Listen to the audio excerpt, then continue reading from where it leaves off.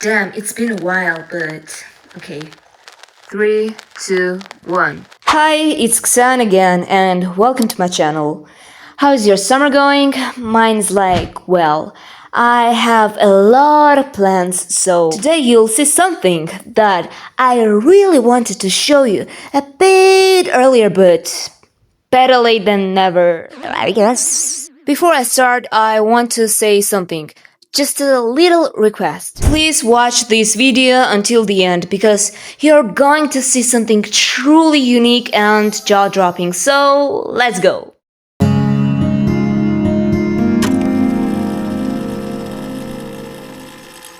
You might know me from my first channel, Ksan Edits Official, which is dedicated to the Robot Trains franchise.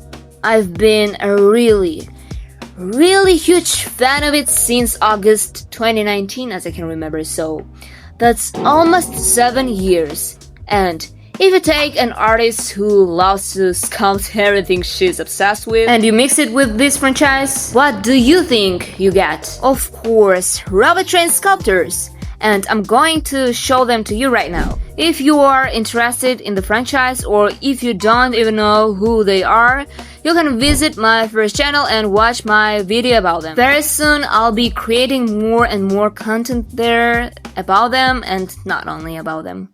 And now let's start with the leader, of course, K. He's damn cute. I sculpted about 3 pieces in 2022 and a few others in 2023, and something from my very last work is truly unique, but no spoilers. Let's talk about K. All I want to say is that this work is really accurate to the original. It is super detailed, every bolt and mechanism is pretty close to the real thing. I made him using my favorite polymer clay Fimo. It's a very good material, but I already made a video about it and I showed my earlier sculptures there, so you can check it out too, but long story short, it's a material that you can bake multiple times and it becomes totally solid. Inside his body, which I also made canon looking, he has a foil and wire armature. He has those wires inside his arms and legs too, and I sculpted the limbs right over them. That's why it's almost impossible to break him. Plus he has his wheels, which I made separately and then attached using Fimo liquid. It's like a liquid version of regular polymer clay. If you mix it with regular clay, it acts like glue or concrete that becomes super strong after baking and bonds clay pieces together really tightly. So this is how I glued his body to his head and his arms to his torso, but there's a funny thing I just noticed right now. It seems I glued him a bit poorly, which is why he's staggering. It's pretty funny though. To sculpt him, it took me about 2 or 3 days if you count the step-by-step baking.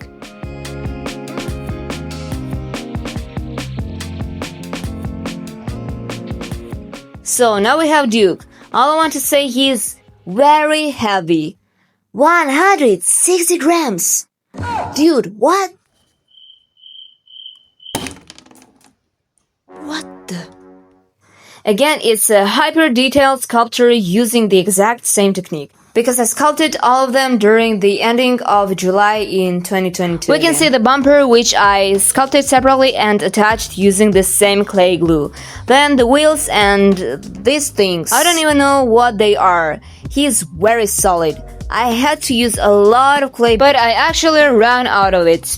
Reckless me thought that one pack of clay would be enough. But of course, it wasn't. Still, I couldn't stop sculpting because I was almost done, so I just managed to finish him somehow. We can see a little difference from the original though. The only thing that isn't quite accurate is his profile side. He kind of looks like a ship, but the original Duke looks more like an iron. Sorry guys, but he actually does. I sculpted him in about a day, yes, that was a crazy day. And he's the only character who has a canon accessory, the Delta board. Of course, I didn't sculpt it, but I just found my old Kinder Surprise toy and I painted it black. So Duke isn't alone. As he's one of my favorite characters, I really loved working on this. And now a character who can't transform in the canon show, but I made her anyway, why not? The girl who was crushed on K, Janne, or Jane. The only thing I know is that in the original Korean version, her name sounds like Janne. Duke sounds like Duke? K is K. K. Selly spelled like Selly. and Alf is. Alf. That's why in one of my edits, that edit got really crazy number of views. For me, it's really crazy, so thank you all guys. You see Alfu instead of Alf, but that's not the correct way to write it in Romanized way. The correct way is Alf. So when I heard original dubbing for the first time, it sounded really cute for me. For Jan, I spent it about 2 days. One day to design her transformed look and the second day to sculpt her. Of course, we see her turquoise details here, but it looks a bit more cyan on her body, and she has these burgundy or maybe just dark red lines depending on her headlight.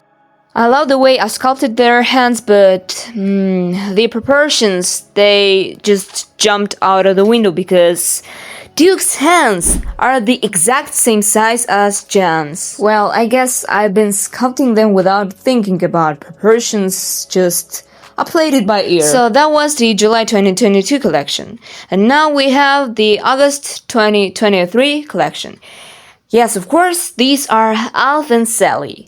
The main thing I want to say is that while sculptors like John, Duke, and Kay were made as finished, solid pieces, these two were more of a test or an experiment because they aren't just static statues. They are BJD dolls. And what does it mean? Well, unlike the other characters I showed you, they don't have a rigid wireframe inside. Instead, they have a BJD mechanism. BJD stands for ball joint doll. Basically, their bodies and limbs are completely hollow. And inside there are stretchy elastic cords held together by wire hooks. Here you can see how it works. The elastic cord is attached to a hook in one leg.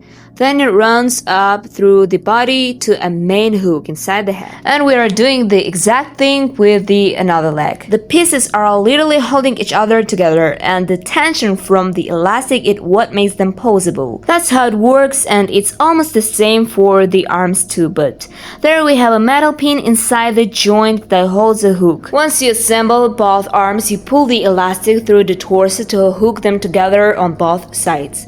This is the classic mechanism I used for Selly, but Alf works a little differently. I noticed that male characters have a different leg setup, so instead of a cord going from the leg up to the head, his cord actually goes straight from one leg to the another. One thing to note. Alf's hands actually came off a long time ago, but I fixed him this summer. I'll definitely publish a video showing how I restored him, and I think that will be much easier to understand. To make both of them, I spent 2 weeks. Back then, I didn't have any clue how a BJD mechanism worked, so I had to learn it from scratch. Even though it's not perfect, I was so happy just seeing that they could move. But do you remember that cool feature Alf had in the show?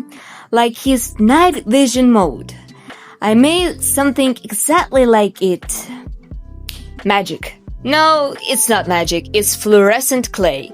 Night glowing clay is a pretty awesome thing. Yep, everyone's headlights actually work. Even Sally's body glows a bit, just because I accidentally mixed the night glowing clay with a regular white one. Like I said, it was just an experiment, so you can see some missing details. Plus, Alf lost his wheel, yes, and he doesn't have that part behind him, that thing on his back. Plus, I was originally planning to make a human doll, but I had zero knowledge about human anatomy and no experience, so I just used Alf for these instead. Why not? I had deadlines, so I love how I managed to keep Sally's grace and softness even in her movements. Time hasn't affected her as much as it did Alf. Though this joint is starting to crack a little.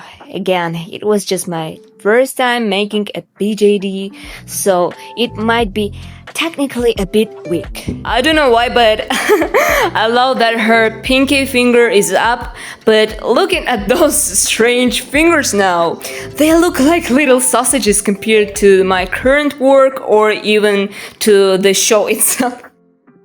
Still, that is one of my favorite projects I ever made because I never imagined I could make something like that.